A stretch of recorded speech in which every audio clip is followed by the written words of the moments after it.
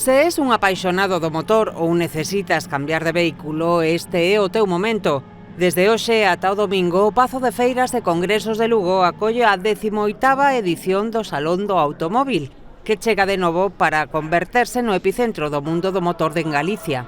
O deputado de Promoción Económica e Social, Pablo Rivera, acudiu a esta cita e destacou a importancia deste evento para o sector e os veciños de toda a provincia. Para a Diputación, pois todo o que son promoción económica, todo o que é dinamizar a economía na nosa provincia é fundamental e creo que se o parque de vehículos é antigo, pois só me queda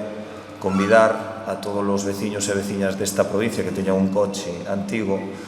a que se acheguen esta fin de semana a dar un paseo por o Pazo de Feiras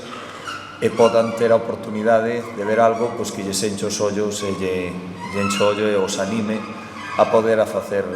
ese cambio. Con dúas citas diferenciadas, unha para vehículos novos esta fin de semana e outra para os de ocasión a fin de semana seguinte, este Salón do Automóvil reúne por primeira vez a todos os grupos empresariais de Lugo, que representan a 40 marcas comerciais, moitas delas novas nos mercados europeos, e descontos. Tenemos los descuentos de la propia feria,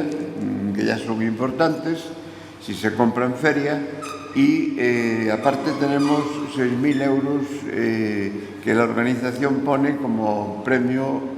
a un sorteo que será en su momento, con lo cual 3.000 para la feria de nuevo, 3.000 para la feria de usado, y eso pues es un incremento más al precio que llevan los coches en la feria. O horario de apertura ao público é de 11 da mañá a 9 da noite e o prezo da entrada é de 3 euros.